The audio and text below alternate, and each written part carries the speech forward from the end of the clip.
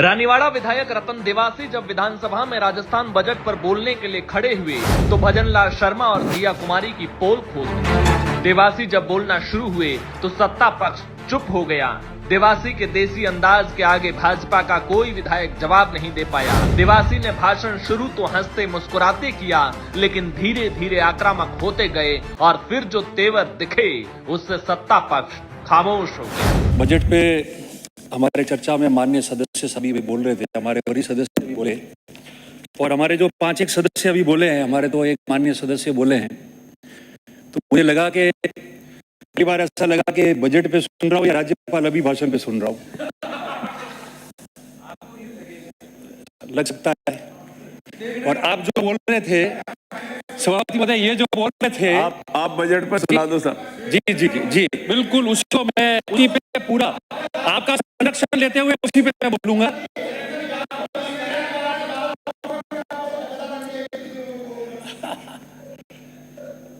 आप बोल नहीं सकता, हमारे ये भी वरिष्ठ संरक्षक है हमारे। सभापति महोदय, ये बात ठीक है कि जब बजट की चर्चा हो या राज्यपाल अभिभाषण पे चर्चा हो तो हम लोग राजनीतिक तौर पे या सदन में भी काफी हद तक पक्ष विपक्ष आना में बटके अपनी बात कहते हैं। पर जिस तरीके से हमारे माननीय सदस्य, जो एक ही सदस्य अभी तक बोले हैं पिछले 2 घंटे में, उन्होंने एक बात पे तारीफ भी की और खुद ने मेज भी थपथपाई। हम सब लोग इस सदन में आए हैं क्योंकि बजट पूरे स्टेट का बना है। बजट स्टेट के विकास के लिए और गांव गरीब से लेकर शहर से लेकर इस राजस्थान को पूरे देश में प्रथम नंबर पे लाने के लिए बजट बनाया जाता है। मन से बजाई थी ना ताली इन्होंने, ये तो पूछ। और मेरे साथी जो माननीय सदस्य पड़ोस की मेरी कॉन्स्टिट्यूएंसी आ रहे हैं, वो संघर्ष कर ही रहे हैं सर, उनको तो दोनों तरफ थपथपा रही है। एक बात में जरूर सर, एक बहुत पुराना शेर है मुजफ्फर वारसी का, वो मैं इसलिए कह रहा हूं कि जो माननीय सदस्य यहाँ बोल रहे 2-3 जने और जो बजट में पढ़ा गया उससे ताल्लुक रखता हुआ इसलिए मैं कहना चाहता हूं।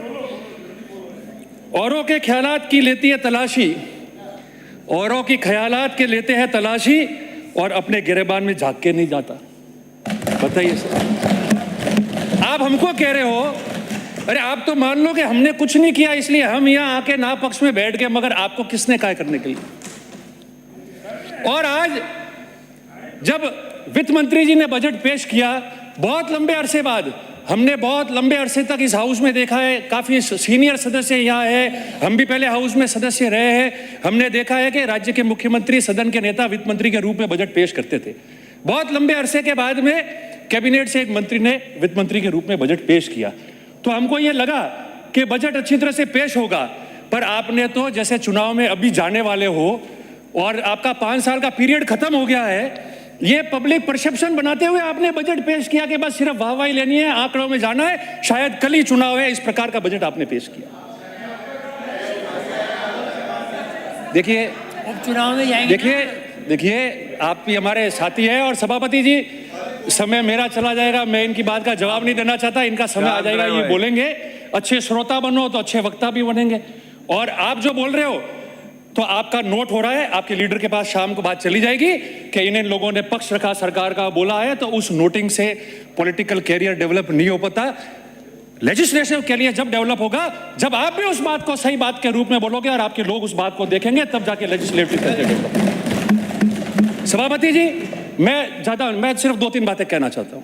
कुछ 4-5 विभाग है, उनमें क्या कमियां रह गई, आपने कागजों में कैसा लिया, और अभी जब माननीय मंत्री जी वापस जवाब देंगे, जब एप्रोप्रिएशन बिल आएगा और जब डिमांड्स आएगी, तब उन चीजों को ठीक करने का आपका अवसर प्रदान होगा। अगर आप उसको करेंगे तो राज्य के हित में होगा, हमारे भी हित में होगा, सबके हित में होगा।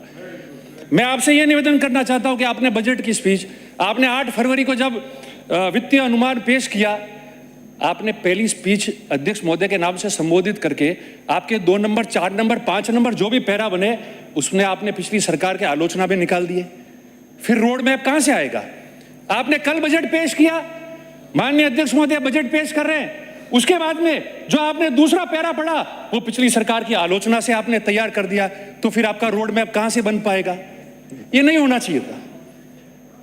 हो सकता है सरकारों ने गलतियां भी रखी होगी, कमियां भी रही होगी, और सबसे बड़ी बात है मैं नहीं समझता हूं वित्त मंत्री जी उन सब प्री बजट मीटिंग में अगर इन्वॉल्व होते और उसको माइन्यूटली उन मीटिंगों को देखते और विभिन्न सेक्टर्स के जो लोगों को बुलाया जाता था हर बजट के पहले, उसमें कमी आई है, उन सभी तमाम लोगों को नहीं बुलाया गया। एक परसेप्शन बन ही नहीं पाया कि बजट की प्री मीटिंग हो रही है। आपने केवल 2 मीटिंगें करवा दी और उसके बाद में ले लिया। माइन्यूटली अगर फाइनेंस मिनिस्टर उसको देखते, उस बजट को माइन्यूटली फाइनेंस मिनिस्टर देखते तो अच्छा बजट दे पाते। और उसमें कमियां कैसे रह गई कि आपको लिखवा के पढ़ा गया। और क्या लिखवाया आपसे कि 50%, 53% आचार संहिता लगने के बावजूद, तो क्या आचार संहिता लगने के बाद में पूरा प्रशासन इलेक्शन कमीशन के डायरेक्शन पे चुनाव का काम नहीं कर रहा था, बजट इंप्लीमेंटेशन में लग रहा था। 53% से ज्यादा तो बोले हमने जो है बजट घोषणा पूरी कर दी और संकल्प पत्र का 45 बिंदु में हमने कंप्लीट कर दी। मैं मान लेता हूं, चलो गलत नहीं लिखा, मैं मान लेता हूं। तो जब आपने सारी चीजें सदन के पटल पे रखी, पीडब्ल्यूडी पानी की, तो आप ये जो 45 आपके संकल्प पत्र के और 53% जो आपने बजट घोषणा पूरी की है उसको भी सदन के पटल पे रख देते। अभी भी मौका है, जब मंत्री जी जवाब देंगे, अप्रोप्रिएशन बिल आएगा, आप कृपया करके, मेरा ये मांग है आपके माध्यम से कि ये जो इन्होंने कहा है उसको सदन के पटल पे रखें तो हम भी पढ़ सके कि 53% कौन सी बजट घोषणा इन्होंने पूरी की है और कौन सी की है। ये मेरा विशेष निवेदन रहेगा। एक दूसरा, सभापति महोदय, 4 विभागों के बारे में बात करना चाहता हूं। आपने पेयजल में जल जीवन की बात की, माननीय सदस्य भी बन रहे थे, सही बात है। मैं आपकी बात को स्वीकार करता हूं कि जल जीवन मिशन में काम जिस स्तर का होना चाहिए था उस स्तर का नहीं हुआ है। मैं खुद कह रहा हूं कि वो काम इतना डिफेक्टिव हो गया है कि पीएचडी की लाइन खत्म हो गई, ये गर्मी गई है, उसमें लोगों ने भगवान के भरोसे पानी पिया है। आपने कंटेंजेंसी प्लान भी, आचार संहिता हट गई, लोकसभा का वोट पड़ गया, उसके बाद में आपने कागजों में वो कंटेंजेंसी प्लान निकाला, लोगों को टाइम पे ट्यूबवेल हैंडपंप नहीं मिला और उसकी वजह से डिफेक्ट हुआ, ये मैं भी मानता हूं। मगर आपने जब 15,000 करोड़ रुपए की घोषणा की है कि हम इसमें पेयजल में खर्च करेंगे, जल जीवन मिशन में 25 लाख परिवारों को हम लोग जो है वहां पानी उपलब्ध कराएंगे, तो ये भी कह देते हैं कि जो गलतियां जो आप हमारे ऊपर थोप रहे कि हमने गलती की, मैं मान लेता हूं हमने की है, मगर उसको कैसे ठीक करोगे आप? वो जो लाइनें नहीं पहुंची है, वो जो 400, 500, 1000 करोड़ के ठेके जो काम चल रहे हैं वो बराबर पाइपलाइन घरों तक नहीं गई है, उसको आप कैसे ठीक करोगे? ठेकेदार के बिल कैसे पेमेंट हो जाएंगे? आपको ये भी कहना चाहिए था। और मेरी मांग है कि मेरा निवेदन है, छोड़िए उनको, मेरा निवेदन है अध्यक्ष महोदय और अब सभापति जी कि इसको वापस उनकी स्पीच में लाया जाए कि हम इस तरीके से इसको टाइम बॉन्ड कर देंगे ताकि करोड़ों रुपए जो खर्च हो रहा है और लोग बिना पानी अभी भी बैठे हुए हैं, तो वो सिस्टम हमारा कैसे ठीक होगा, वो चीज आपके इस बजट में आनी चाहिए। बनिस्पत के 15,000 करोड़ रुपए हम खर्च करेंगे। और दूसरा, ये माननीय सदस्य यहाँ बैठे हैं, बोले किसी पक्ष के हो, हम लोग ग्रीन कॉरिडोर बना दो, 60,000 करोड़ आप रोड पे खर्च कर दो, आप डीपीआर बना दो 400 किलोमीटर का एक्सप्रेसवे बनाने के लिए, वो फ्यूचर के प्रोजेक्ट है, मान लिया। मगर गांव में जब कोई चुना हुआ विधायक या सदस्य जाएगा तो उसका सदस्य सबसे पहले ये पूछता है कि हमारे सड़क नहीं है, वो मिसिंग लिंक सड़क का आप क्या करोगे?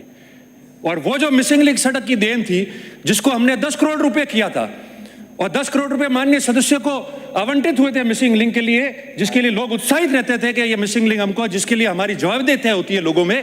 आपने वो मिसिंग लिंक को आपने 5 करोड़ आचार संहिता के पहले कैसे लिए, कैसे दिया, आप उस बात को छोड़ो, समय कम है, मैं नहीं जानना चाहता, 5 मिनट मैं लूंगा सर।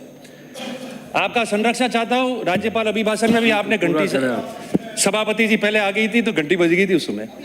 मैं आपको सिर्फ 2 बातें करना चाहता हूं कि फाइनेंस मिनिस्टर जी से मेरा निवेदन है कि इस मिसिंग लिंक को, ये तमाम सदस्य जो हाउस में बैठे हैं उन सब के लिए, आप 10 नहीं, हमने 10 किया था, आप 15 करोड़ करो, जैसे एमएलए फंड आपका 1 से 5 करोड़ हमारी सरकार ने किया था उसी। ये मेरा निवेदन रहेगा आप लोगों को। और 2 बातें हैं वो कहनी है सभापति जी, आपके परमिशन से मैं कह रहा हूं। आपने उद्योग में एम्बेडकर जी की स्लोगन देके आपने बात तो कर दी और नीचे आपने लिख दिया प्रधानमंत्री जी का कि वोकल फॉर लोकल। अब आप बताओ, आपने बड़ी उद्योगों की तो बात कर दी, हम सीमावर्ती जिले में बाड़मेर हो, जालोर हो, सिरोही हो, पाली हो, जिसके सारे लोग राजस्थान से बाहर रहते हैं, माननीय सदस्य कई यहाँ से आते हैं, आज वो लोग दक्षिण से, मुंबई से अपनी जगह छोड़ के सब गुजरात आ गए। रोज 20 से 30% ग्रोथ अहमदाबाद में हो रहा है। हमारे बॉर्डर में छोटे उद्योगों की बात करो, बर्तन का उद्योग लगा सके, वो हार्डवेयर का उद्योग लगा सके जो वो ऑलरेडी लगा रहा है, उसकी कॉस्टिंग रिको में आप कम कर दो, उसके प्लॉट की कॉस्टिंग कम कर दो, छोटी यूनिट्स आप काटो, ताकि ये राजस्थान के लोग जो बाहर गए थे वो यहाँ वापस बसना चाह रहे और उद्योग डालना चाहते, उनकी बात उसमें आनी चाहिए।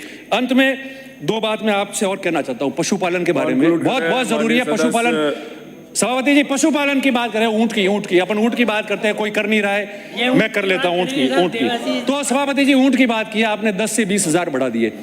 मैं धन्यवाद देता हूं कि आपने नवजात ऊंट को, जो शिशु होता है, उसको बड़ा करने के लिए 10 से 20 हजार कर दिए, पर आपने राज्य पशु घोषित किया है, वो भी स्वागत हो गया। मगर आप उसने जो उस एक्ट में आप अमेंडमेंट नहीं करोगे तो वो 20 हजार आज लेके उसको बड़ा करेगा, और जब बड़ा होकर जब उसकी आमदनी से उसको कमाने का मौका आता है तो उसका अध्ययन करो कि वो आज क्यों नहीं हो रहा है, ऊंट कम क्यों हो रहे, इसके बारे में आप अध्ययन कीजिए। और पशुपालन में आपने गाय तो डायरेक्टरेट राजस्थान में, हिंदुस्तान में सबसे पहले इस कांग्रेस की सरकार ने डायरेक्टरेट बनाया था गायों के लिए अलग से।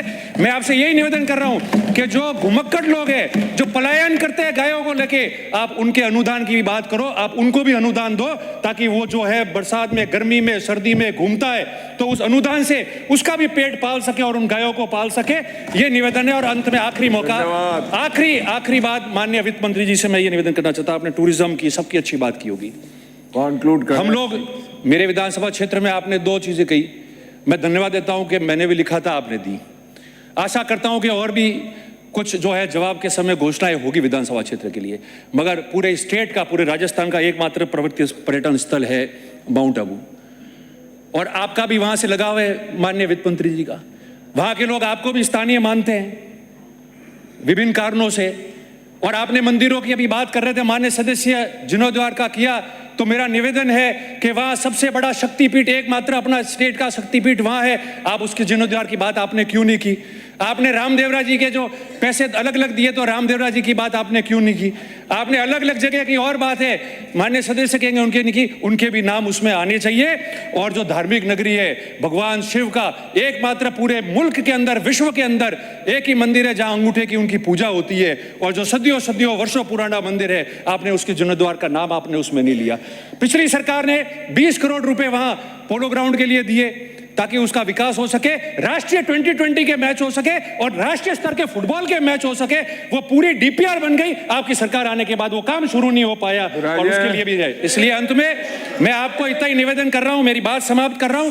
मैं ये मानता हूं कि अभी मौके हैं ठीक करने के, बनिस्पत के हम इसमें पड़े कि अच्छा बजट दिया और वाहवाही लूटे, जो रह गई है उन त्रुटियों को ठीक करे, कागजों में दिया बजट को खत्म करे। यही मैं आपसे निवेदन करते हुए आपको धन्यवाद प्रकट करता हूं। बहुत बहुत धन्यवाद।